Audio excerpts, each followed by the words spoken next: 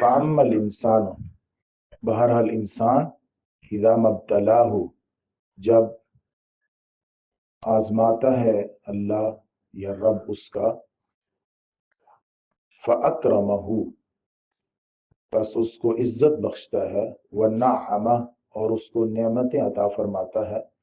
فَيَقُولُ بس وہ انسان کہتا ہے ربی اکرمن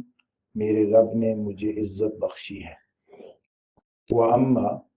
اور جب اذا مبتلاہ اور بہرحال جب اسے آزماتا ہے ربہ اس کا رب فقدر بس اندازے سے مقرر فرما دیتا ہے اس کے لیے اس کا رزق فیقول بس وہ انسان کہتا ہے ربی میرے رب نے اہانن مجھے رسوا کر دیا انسان پر یہ دونوں حالتیں ابتلا ہوتی ہیں دونوں کے لیے اللہ تعالیٰ نے ابتلا کا اور آزمائش کا لفظ استعمال فرمایا ہے جب وہ خوشحال ہوتا ہے تب بھی ابتلا ہے اور جب وہ تنگ دست ہوتا ہے تب بھی ایک ابتلا ہے آزمائش ہے جب خوشحال ہوتا ہے تو اللہ رب العزت اس کے خوشحالی کے جو اثرات ہوتے ہیں یا خوشحالی کے نتیجے میں جو اس کا رد عمل ہوتا ہے وہ لوگوں کے سامنے ظاہر کرتے ہیں بعضی دفعہ انسان خوشحال ہو کر مغرور ہو جاتا ہے متکبر ہو جاتا ہے دوسروں کو حقیر سمجھتا ہے اور اس اپنی خوشحالی کو اپنی سوچ کا یا اپنی قوت کا یا اپنے بہترین انتظام کا نتیجہ سمجھتا ہے اور بعضی دفعہ جب انسان کوئی خوشحال ہوتا ہے تو وہ شکر گزار بنتا ہے وہ دوسروں کی مدد کرتا ہے وہ اسے اللہ رب العزت کی عطا اور عنایت سمجھتا ہے اور وہ شکر گزاری کے ساتھ زندگی بسر کرتا ہے یہ آزمائش جب ہو رہی ہوتی ہے تو دو طریقے سے انسان کا رد عمل سامنے آ رہا ہوتا ہے دو میں سے کسی ایک طریقے سے اور جب آدمی تنگ دست ہوتا ہے تو تنگ دستی میں بھی یہ ایک آزمائش ہے تنگ دستی کی حالت میں یا تو وہ شکوہ اور شکایت کرتے کرتے زندگی بسر کر دیتا ہے یا وہ اس کو اللہ رب العزت کی طرف سے حکمت بالغہ سمجھتا ہے کہتا ہے کہ میرے رب نے میرے لیے اسی کو مناسب سمجھا ہے اور وہ اس میں صبر اور اللہ رب العزت کا قرب اور اللہ رب العزت کے علم پر پورا اعتماد اور اپنی بندگی میں کسی طرح کی کمی نہیں آنے دیتا وہ پورے طریقے سے اطمینان کے ساتھ اس غربت میں بھی اپنا وقت گزار لیتا ہے یا وہ جب غربت میں مبتلا ہوتا ہے تو وہ بالکل ہی ہمت اور حوصلہ چھوڑ دیتا ہے اور وہ ہتھ کنڈے استعمال کرتا ہے جو شیطان کا کارندہ بن کے کہ وہ ناجائز ذرائع استعمال کرنا شروع کر دیتا ہے یا تو ہمت ہار کر حوصلہ ہار کر اپنی زندگی اور اپنی تمام ایکٹیویٹیز کو ختم کر دیتا ہے اور بیٹھ جاتا ہے ختم ہو جاتا ہے یا پھر وہ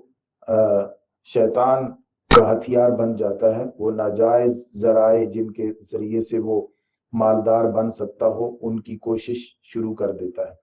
تو یہ غربت اور خوشحالی دونوں اپنے دونوں پہلو رکھتی ہے اللہ کی فرما برداری اور اللہ کی نافرمانی غور سے دیکھا جائے تو آیت میں اللہ رب العزت نے پہلی آیت میں اذا مبتلاہ ربہ فاکرمہ ونعمہ اکرمہ ونعمہ اور پھر فیقول ربی اکرمن 3 لفظ استعمال فرمائے خوشحالی کے لیے لیکن تنگدستی کے لیے فقدر علیہ رزقہ قدر کا لفظ ارشاد فرمایا ہے وہاں پہ اکرمہ کے جو مد مقابل لفظ تھا جیسے اکرمن سے مد مقابل اہانن استعمال فرمایا ہے نا تو وہاں اکرمہ کے مد مقابل قدر کا لفظ استعمال فرمایا اہانہ کا لفظ استعمال نہیں فرمایا تو پتہ چلتا ہے کہ مال کی کمی ہونا یہ کوئی اس کا ایک ہی یہ پہلو نہیں ہے کہ وہ اس کی ناقدری ہوئی ہے یا اس کی اہانت کرنا مقصود ہے جس کے پاس مال کی کمی ہو، اس کو عذاب اور سزا دینا مقصود ہو۔ کبھی کبھی مال کی کمی ایک آزمائش ہوتی ہے، ہمیشہ اس کو اہانت نہ سمجھا جائے بلکہ ایک آزمائش کا پہلو بھی ہوتا ہے۔ اللہ رب العزت آزمانے کے لیے بھی مال کی کمی، چیزوں کی کمی کر دیتے ہیں کہ میرے بندے کرتے کیا ہیں۔ ہر وقت اس کو سزا، عذاب، پکڑ، غصہ نہ سمجھا جائے۔ قدر کا لفظ اس لیے ارشاد فرمایا تاکہ پتہ چلے کہ یہ صرف اور صرف اہانت کا پہلو نہیں ہے۔ قرآن مجید میں اللہ رب العزت نے ہمیں سمجھاتے ہوئے کئی چیزوں کی کمی کا ذکر فرمایا کہ چیزیں کم ہوں گی اور میں ان کے ذریعے سے آپ کو آزماؤں گا، اور جو چیزوں کی کمی ہوگی وہ کمی وَلَنَبْلُوَنَّكُمْ بِشَيْءٍ مِّنَ الْخَوْفِ وَالْجُوعِ وَنَقْصٍ مِّنَ الْأَمْوَالِ وَالْأَنفُسِ وَالثَّمَرَاتِ،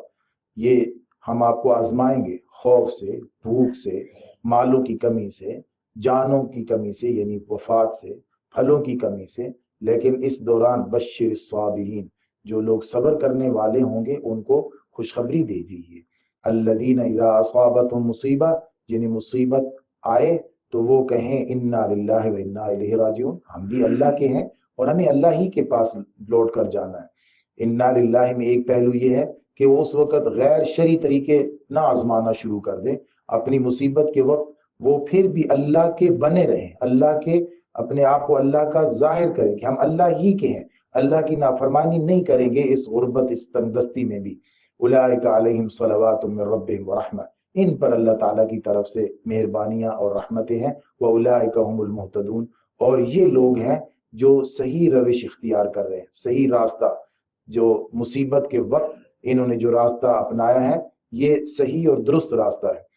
قرآن مجید میں اللہ رب العزت نے یوں بھی ارشاد فرمایا کہ عَسَىٰ أَن تُحِبُّوا شَيْئًا وَهُوَ شَرٌّ لَكُمْ، کبھی کبھی ایسا بھی ہو سکتا ہے کہ آپ کسی چیز کو اپنے لیے بہت اچھا سمجھو لیکن وہ چیز ہو آپ کے لیے اچھی نہیں۔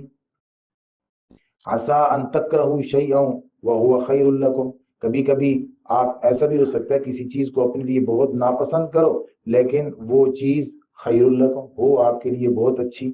تو ہو سکتا ہے کہ کبھی آدمی غربت کو اپنے لیے بہت ناپسند کر رہا ہو، یعنی غربت نہیں آنی چاہیے، مال کی کمی نہیں آنی چاہیے، حالانکہ مال کی کمی اس کی زندگی کو سدھار سکتی ہے، اس کے زندگی میں بہتر پہلو لا سکتی ہے، اس کی آخرت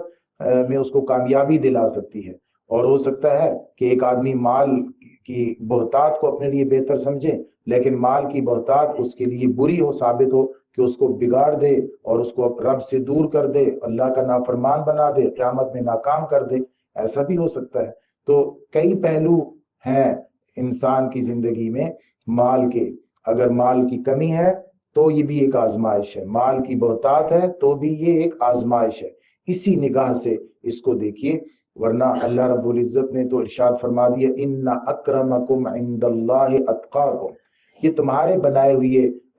جو ہے وہ سٹیٹس ہیں، مال، اولادیں، بنگلے، گاڑیاں، یہ تمہارے بنائے ہوئے ہیں۔ اللہ رب العزت کے ہاں جو سٹیٹس ہے وہ ہے اکرمکم عند اللہ اتقاکم، جو سب سے زیادہ متقی ہوگا وہ سب سے زیادہ عزت والا ہے۔ اللہ رب العزت ہمیں ان آزمائشوں میں کامیابیاں عطا فرمائے۔